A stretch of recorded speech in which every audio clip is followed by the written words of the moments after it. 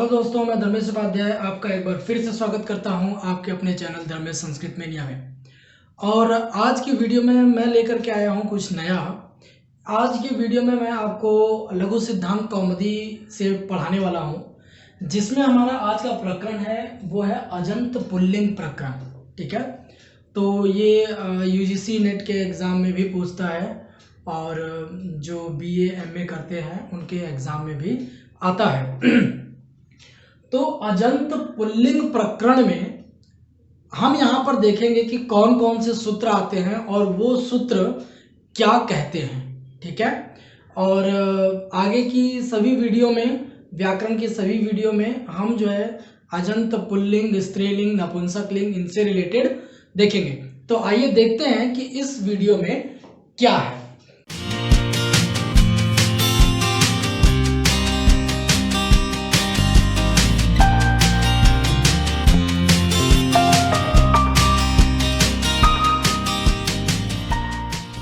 वो पहला सूत्र है अर्थवत धातुर प्रत्यय प्रातिपदिकम। ठीक है, पहला सूत्र क्या है? पहला है अर्थवत धातुर प्रत्यय प्रातिपदिकम। ये सूत्र अब क्या कहता है? मान लीजिए आपके सामने ये सूत्र आया, ये सूत्र आपको एक्सप्लेन करना है या कुछ भी, तो इस सूत्र का मतलब क्या होता है? तो इसको हम पहले तोड़ते हैं, सूत्र को हम पहले तोड़ते हैं और फिर देखते हैं कि क्या बनता है। तो इसको हम लेंगे एक अर्थवद, ठीक है, धातु प्रत्यय प्रातिपदिकम। ठीक है, अर्थवद में जो अ है तो यहां पे हो जाएगा अधातु। ठीक है, तो अर्थवद अधातु अप्रत्यय प्रातिपदिकम। ठीक है, अब देखिए इसमें होता क्या है। तो कहता है, इसका जब हम वृत्ति देखते हैं तो उसमें कहता है कि धातुम प्रत्ययम प्रत्यांतम च वर्जयित्वा। ठीक है, इसके आगे है कि धातुम प्रत्ययम प्रत्यांतम च वर्जित्वा शब्द स्वरूपम। ठीक है, शब्द स्वरूपम हम जिसको कहते हैं प्रातिपदिकम। ठीक है, प्रत्ययम प्रत्यांतम च वर्जित्वा शब्द स्वरूपम प्रातिपदिकम। अब देखिए यहां पे क्या कहा सूत्र का मतलब।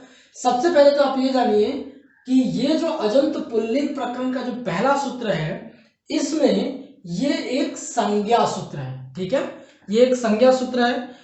पेपर्स में जो है काफी पूछता भी है कि निम्न में से कौन सी संज्ञा सूत्र है या कौन सा अधिकार सूत्र है, तो उनको भी हमें ध्यान में देखना चाहिए, इसलिए हर एक सूत्र का मैं यहाँ पर बताता भी जाऊंगा। तो ये एक संज्ञा सूत्र है। इस सूत्र में क्या कहता है? धातुम प्रत्ययम प्रत्यांतम च, धातु को, प्रत्यय को, प्रत्ययांत को। प्रत्ययांत मतलब ऐसे शब्द जिसका अंत प्रत्यय, यानी प्रत्यय अंत वाला। ठीक है, तो धातु, प्रत्यय और प्रत्ययांत ऐसे शब्दों को वर्जयित्वा, वर्जयित्वा मतलब छोड़ करके। ठीक है, धातु प्रत्यय प्रत्ययांत इनको छोड़ करके शब्द स्वरूपम, जो शब्द रूप होता है, यानी इनके अलावा जो भी शब्द रूप है वो शब्द रूप क्या होता है? प्रातिपदिक कहलाता है। ठीक है, वो सारे शब्द रूप जिसमें धातु प्रत्यय प्रत्ययांत न हो, प्रत्यय अंत वाले न हो, उनको वैसे शब्द सब छोड़ करके जितने भी शब्द रूप होंगे वो सब की प्रातिपदिक संज्ञा होती है।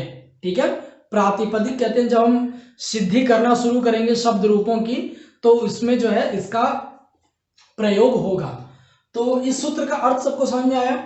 यह एक संज्ञा सूत्र है। यह सूत्र क्या करता है? यह प्रातिपदिक करता है किसका? जो शब्द रूप जो है वो धातु वाले नहीं होते, प्रत्ययांत वाले नहीं होते। अब जब हम इसको आगे बढ़ते हैं तो इसके आगे क्या कहता है? दूसरा सूत्र है कृत धित समासाश्च। ठीक है, कृत धित समासश्च।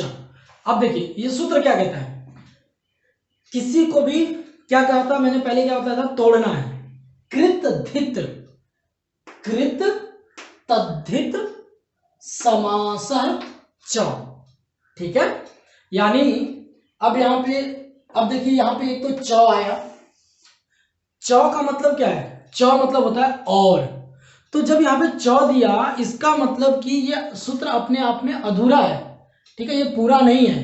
तो यहां पर क्या हुआ, कृत धित समासाश्च, और एक सूत्र को हमने उधार लिया और वह सूत्र है अर्थवद धातुर प्रत्यय प्रातिपदिकम।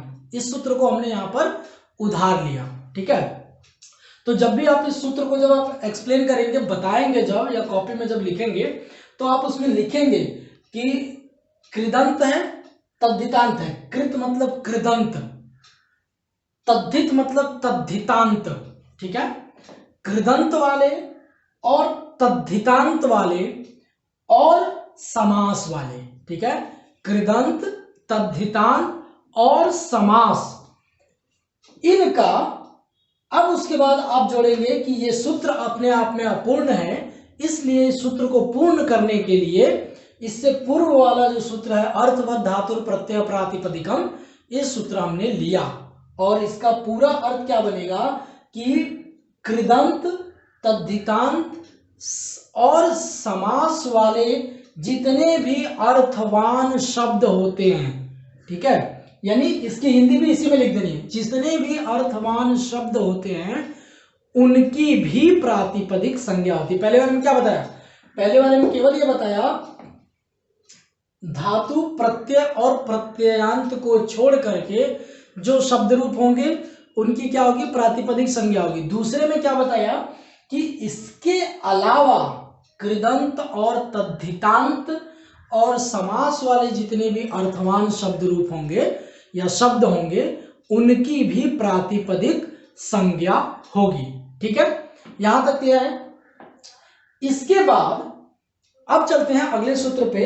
अगला सूत्र कहता है प्रत्यय, ठीक है, छोटा सा सूत्र है। प्रत्यय सूत्र जो है ये एक अधिकार, ये जो प्रत्यय सूत्र है ये एक अधिकार सूत्र है, यानी ये अधिकार, अपना अधिकार रखता है कि मैंने जो कहा वही होगा, तो उसको कहते हैं अधिकार। तो ये एक अधिकार सूत्र है, साथ साथ में ये एक संज्ञा सूत्र भी है, ठीक है। अब देखिए ये अधिकार सूत्र कैसे है, तो प्रत्यय जो है उसने ये कहा कि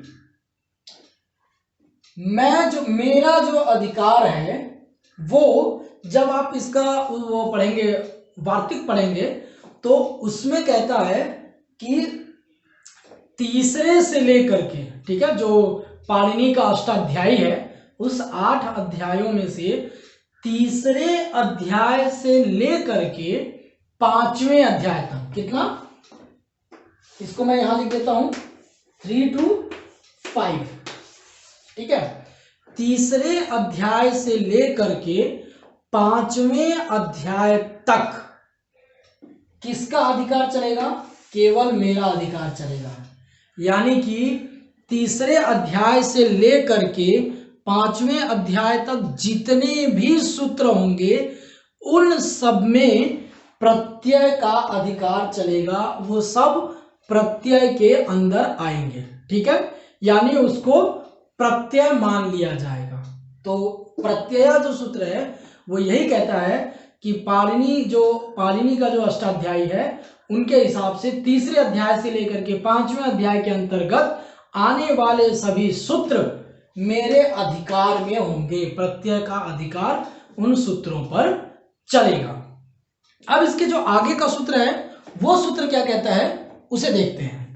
अगले सूत्र में क्या होता है कि अगला सूत्र है परश्च, ठीक है, ये वाला सूत्र है परश्च। अब ये सूत्र क्या कहता है, देखिए पहले ध्यान से, सूत्र को क्या करना है, ब्रेक करना है, तोड़ना है। परह च लास्ट में आया, इससे पता चल गया कि ये सूत्र अपने आप में क्या है, अपूर्ण, आधा। तो बना क्या, परह च, परह मतलब बाद में, च माने और, ठीक।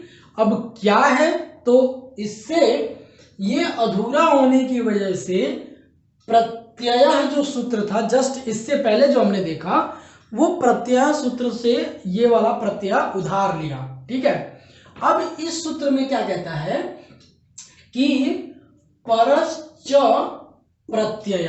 ठीक है, अब यहां पर कहता है कि प्रत्यय जो है, ठीक है, प्रत्यय परः च, बाद में, प्रत्यय परः च, प्रत्यय बाद में होते हैं। ठीक है, अब देखिए यहां पे क्या है, आपने प्रकृति और प्रत्यय दो शब्द सुने होंगे, प्रकृति और प्रत्यय। तो जब हम प्रकृति जो होता है वो पहले वाला हिस्सा होता है, प्रत्यय जो होता है बाद में होता है। तो वही चीज यहाँ पे परश्च सूत्र कहता है कि प्रत्यय, जो प्रत्यय का विधान है, जो प्रत्यय है वो परः च, पर में आता है, बाद में आता है, और प्रकृति जो है वो पहले आती है। ये सूत्र कहता है प्रत्यय परश्च। तो इस सूत्र को हम मिला करके प्रत्यय परश्च भी बोलते हैं। ठीक है, क्योंकि अगला पिछला वाला सूत्र प्रत्यय था, अभी वाला सूत्र परश्च है। इसके बाद हम जब अगला सूत्र देखते हैं तो वो कहता है न्याप प्रातिपदिकात। ठीक है, ये सूत्र क्या कहता है, न्याप प्रातिपदिकात। अब देखिए इसको तोड़िए, न्याप को होगा नी और याप का आप, तो नी प्लस आप प्लस प्रातिपदिकात। ठीक है, पहले तोड़ दिया हमने, नी आप प्रातिपदिकात, लास्ट में है तो हलन प्रातिपदिकात, यानी प्रातिपदिक से। तो अब आइए देखते हैं। तो सबसे पहले ये जो है, इसका अर्थ जानने से पहले आप ये जानिए कि ये एक अधिकार सूत्र है। ठीक है, ये बहुत जरूरी है याद करना कि कौन सा अधिकार सूत्र है, कौन सा संज्ञा सूत्र है। तो न्याप प्रदिकात में, न्याप प्रदिकात जो है वो एक अधिकार सूत्र है। ठीक है, अधिकार सूत्र यानी अब ये सूत्र क्या करेगा, ये सूत्र अपना अधिकार चलाएगा कि जितना कुछ काम होगा, जो भी कुछ होगा वो सब मेरे अंडर होगा। ठीक है, बिना उसके कुछ नहीं होगा, जो मैं कहूंगा वही होगा। अब ये जो अधिकार सूत्र है, तो इसका अधिकार चलता कहां पे है, तो वो कहा कि चौथे अध्याय से लेकर के 5वें अध्याय तक। ठीक है, चौथे अध्याय से लेकर के 5वें अध्याय तक इस न्याप प्रतिपादिकात जो सूत्र है, न्याप प्रातिपदिकात जो सूत्र है, उसका अधिकार चलेगा। अब चौथे और 5वें तक अधिकार चलेगा, मतलब ये हुआ कि चौथे अध्याय में और 5वें अध्याय में जितने भी सूत्र हैं, उन सभी सूत्रों पर इनका अधिकार चलेगा, इस न्याप प्रातिपदिकात का। अब देखिए, जो नी है, उस नी का मतलब निप, निश और नीन। ठीक है, निप, निश, नीन, ये तीन चीजें मिलकर के बनी नी। ठीक है, आप प्रत्यय, तो आप में है टाप, चाप और डाप। ठीक है, तो यानी कि निप, निश, निन प्रत्यय से, टाप, चाप, डाप प्रत्यय से, चौथे अध्याय से लेकर के 5वें अध्याय तक जो जितने भी सूत्र होंगे, उनका जो अधिकार है वो प्रातिपदिकात यानी कि प्रातिपदिक से, नी, आप और प्रातिपदिक, इन तीनों से ही उन चौथे और 5वें अध्याय का जितना भी सूत्र है वो इन तीनों के अधिकार में होंगे। ठीक है, यानी कि उन सूत्रों पर इन तीनों का अधिकार चलेगा। नी का मतलब होता है निप, निश, निन। आप का मतलब होता है चाप, डाप और टाप। ठीक है, तो ये वाला सूत्र भी आपको समझ में आ गया होगा। इसके आगे का जो सूत्र है, उस सूत्र को हम देखते हैं कि इसके आगे वाले सूत्रों में अब क्या कहता है। स्वौजसमौट, आगे लंबा सा सूत्र है जिसमें है कि स्वौजसमौट टाभ्याम भिष तेभ्याम भ्यस नसीभ्याम भ्यस, ऐसा करके एक लंबा सा सूत्र है। ठीक है, तो ये सूत्र क्या कहता है, इसको आप किताब में देख लीजिएगा। स्वौजसमौट सूत्र जो है ये कहता है कि, अब इसका वार्तिक देखिए, मतलब इसमें क्या कहता है कि नियंताद अवंताद प्रातिपदिकाच परे स्वादयः प्रत्ययाः स्युः।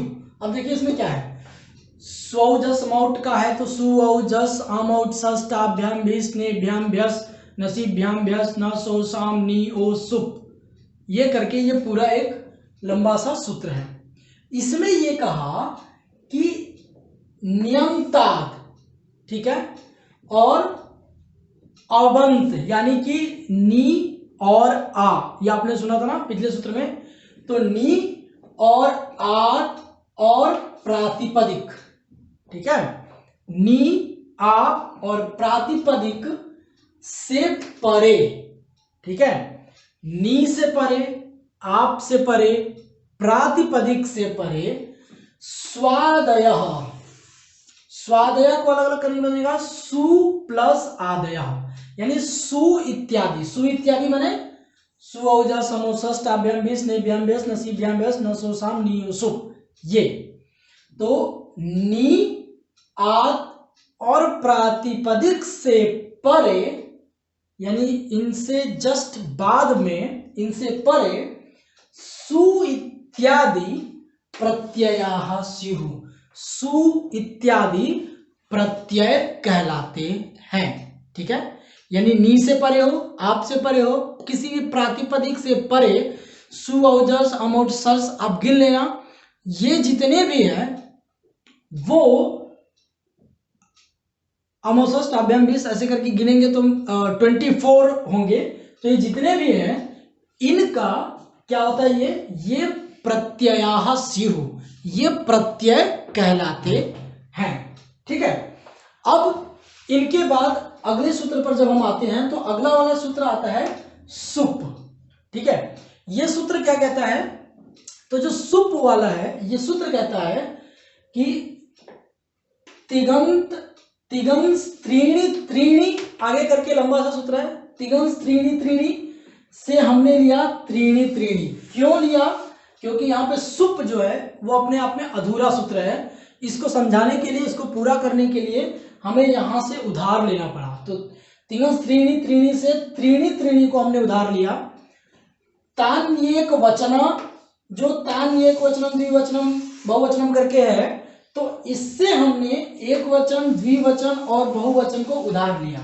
ठीक है, जब हमने इनको उधार ले लिया तो अब क्या बनेगा, तो तिंगस त्रीणि त्रीणि से त्रीणि यानी त्रीणि त्रीणि यानी तीन तीन के क्रम में, त्रीणि माने तीन, तो तीन तीन के क्रम में एक वचन, अब तान्य एक वचनम द्विवचनम बहुवचनम वाला क्या है, एक वचन द्विवचन और बहुवचन होता है। जो सुप है, सुप सुऔजस अमूर्सस टाभ्याम भिष, ये एक लंबा सा है, बट इनको तीन तीन के क्रम में, तीन तीन के क्रम में माने सु औ जस, बस ये तीन। ठीक है, उसके बाद उसके नीचे अम औट सस, ये तीन। ठीक है, सु औ जस अम औट सस टा भ्याम भिष, ये तीन। तो ऐसे तीन तीन के क्रम में एक वचन द्विवचन और बहुवचन कहलाते हैं।